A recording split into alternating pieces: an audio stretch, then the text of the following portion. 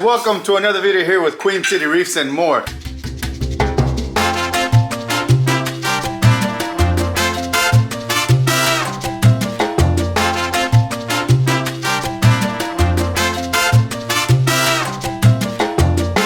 I always say it's going to be a short video, but I'm going to try to make it short. The moment has come for me to move some of these fish from the quarantine to the main displays.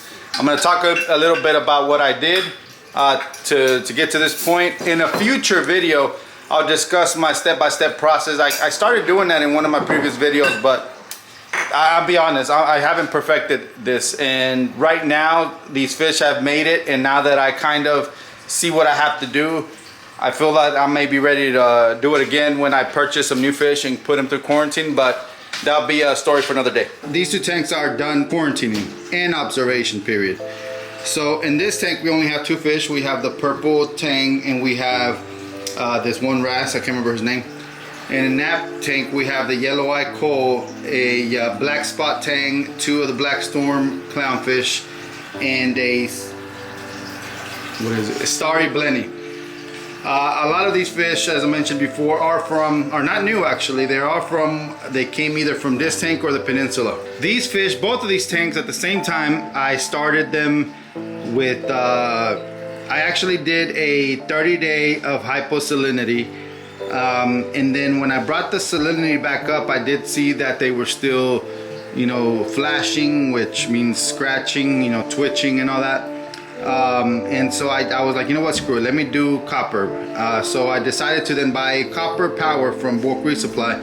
And so I decided to do the treatment I actually did it for 37 daid of copper power at 2.5 in both of these tanks. After those 37 days, I did a large water change and have left them without any medication in this tank for the past 3 weeks. So I mean, there were moments where I thought it was ready, and then I was like, you know, no, never mind. I would see any little thing twitching, scratching, you know, whatever the case is. You know, I think you probably, I don't know if you were able to see it there. These tanks are not super clean. I don't keep them super clean. I scrape the glass every so often. I try to, aside from, you know, possible water changes and making sure that I do the testing of the copper that it still stays at 2.5, I try not to touch this. And that's because I'm trying not to do any cross contamination when it comes to these tanks here.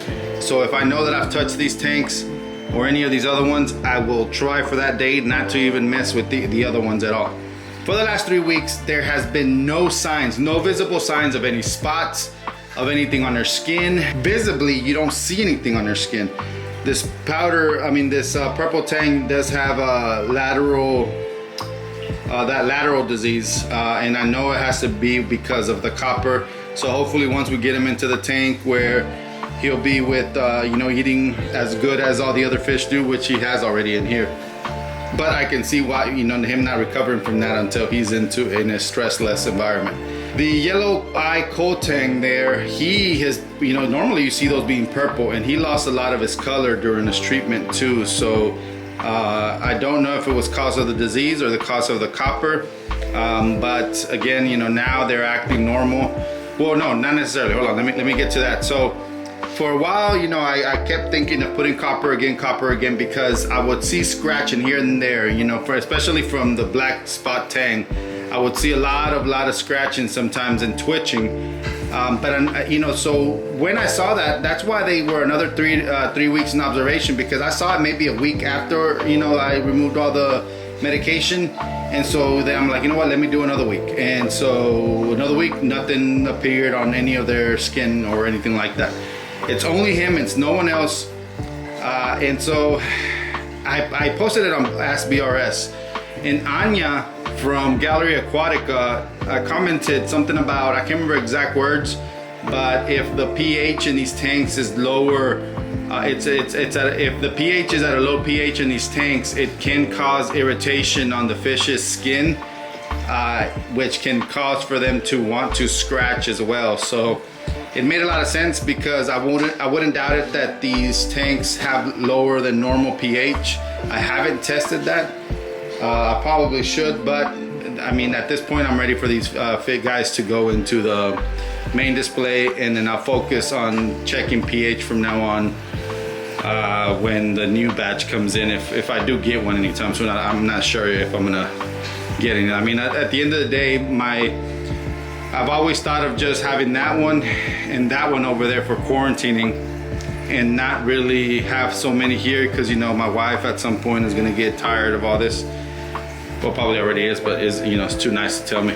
Once I'm done with these two, I plan on moving some fish from over there. I have rock over there, so over there's been just observation. The fish have not really shown anything, but I do want to do copper power to be on the safe side before I put him back in because here I never actually used, when my tank broke out with ick or velvet, there's a lot of fish that died, and so I put them all in these tanks, and then because I wasn't sure if I was going to be able to keep up with literally testing every single tank for that 2.5 copper concentration, I was like, let me do 2 at a time. So the goal now is, after these 2 are gone, I'm going to take fish that are out from over there that are with live rock into these tanks, divide, I think it's 4 fish or so that are over there, and put 2 and 2, and then I'm going to also start medicating that one.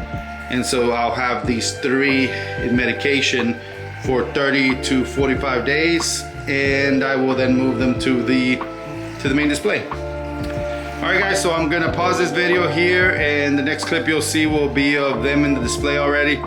I'm sure you know how to catch fish with a net and all that, so I'll see you in a minute. All right, so this is 48 hours after I added the fish. And again, I mentioned in my previous clip that the yellow-eyed Kole Tang, I mean, skin wise I don't know, but he's eating. The one that I'm mostly been worried about is really this guy. This is supposed to be a black spot Tang, and prior to putting him in here, he did not have any of those patches on his skin. And I know that at times when they're stressed, their color seems to change. I know, like with the Flamingi Tang, they seem to have patches like this when they're stressed or at night. But this guy, just from one moment to another. And the only thing that I did do was the freshwater dip, which did stress him out. Then I put him in here right after that freshwater dip, and he was swimming around like this. I'm not sure, but we'll see if it goes away. With the yellow-eyed Kole Tang, as you can see, there's a lot of ugly patches on his face, especially. Not sure if this is something there's a name for, and if so, put it down in the comments below. But he's eating, he's swimming around, he's breathing very nicely, and so I think this transfer was definitely a success. Now, the ones that we all know and that I actually love to see is that they went back to their lovely home. So in previous videos I've shown where the bigger one of the 2 would not let anyone into this anemone here. So the bigger one, the female, would host this Ritterai anemone, and the smaller one, the male, would host the bubble tip anemone. And after they were in quarantine, they spent a lot of time with each other, and I think now they get along, and now they both are hosting the Ritterai. So now there's a question of whether I should add this guy back to the peninsula once he's ready, he or she, or should I include him in here to see if he will host one of these top anemones, and then that way all the clownfish are with a anemone. And there's something about, at least in my case, about a clownfish swimming around acting like he's lost and nowhere to go, versus putting him with an anemone that he will host and be happily ever after with it, right? I mean, look at that. There's something about them hosting an anemone that just makes me feel a lot of peace in my heart. All right guys, so that is the update here with these fish. I think it's also a good time to give y'all an update with the tank. I've been very lazy at capturing every moment that I add corals, every moment that I glue them, every moment that I do something with this tank. So let this serve as an update of everything that I've done. So we can start with, there was a time, And I know this you already knew from previous updates, you know, where I made some changes to specifically this side of the tank. This rock fixture, I know I mentioned before that it was going to be moved out so that there was some kind of valleyway through there to the back of the tank and kind of, you know, give this scape a little bit more depth. I have not decided yet. That's still undecided, but I'm in no rush. So if I do decide to move it out and make its own tank of the anemones with the rock, I'll definitely keep y'all posted. So there's no update on that middle rock where you saw me put corals the first time that I added corals to this tank. So a lot of those were moved to, actually no, I think this is the rock, and then I added a lot more. Yeah, this rock was over there and I added a few more, and a lot of these are no names except with that green slimer. I was told that was a bubblegum DG, but at one point it was dying from what you saw in previous videos where I dosed Kick and Rally, which are the medications that are supposed to be reef safe for ick and velvet, which did not work. Unknown, that one was dying, but on the sides there's still some polyp life left, so I'm leaving it as is. Unknown, I know I buy a lot of unknowns. Normally I pick them by the colors of what they look like in their tanks, but because of my low nutrients issue, you know, that color has lost in a lot of these, and a bunch of these has come back because I started dosing nitrates and phosphates. But I feel that it's done something because I've seen a bit more color than normal. That's another no name. That's another no name. That's a bird's nest back here. This is some type of Millipora that has beautiful polyp extension. No name. I pointed from my ivy, but then I noticed that in the camera's not there. So no name, and then the one in the back, no name. So there's a lot of no names in this. Now, here there are some that have names. Like this one, I can't remember what the guy told me it was. This is a no name. This is a no name. It's supposed to be a strawberry shortcake. No name right behind that. This is a Millipora, unknown name as well. In the back, that over there is supposed to be a Pikachu Acropora. Then, oh man, blurry. Then back here is supposed to be a pink lemonade. No name on, blurry again. No name on that guy right there. This is supposed to be a rainbow loom, and this is supposed to be a home wrecker. And that's supposed to be a Walt Disney. So some have names. So here we go with more. So this guy right here, as you can see, is flourishing, and this is the one that fell in the toilet bowl. I don't know if I actually told y'all this story, so I'm gonna put it in the tank anyways. You never know. And sure enough, I mean, it took it months. When I'm talking about months, it took it months. It never bleached out, but it never seemed to come out with polyps or anything. And it just goes to show, you know, how corals can be very, very hardy. I need a better camera that I can zoom in. This thing started looking blurry after I zoom in. So corals can be very, very hardy, and now it has like this bluish tint to green tips with some brownish polyps. Next to that is Sin City. Sin City, I can't remember from who. Then that guy right there is a Millipora, like a red one. Now where I'm confused is between that one and that one. I'm not sure which one is which, but one's a PC Rainbow and the other one is a, here is supposed to be another pink lemonade. Back here is supposed to be an Orange Passion Tenuous. That one has a name, that one has a name, I don't remember. Here's your Setosa. That is supposed to be a Flaming Unicorn. Then that's Unknown Tenuous. Unknown with this polyps in. Unknown. That is a Calitort. That is another Walt Disney. That is another Orange Passion.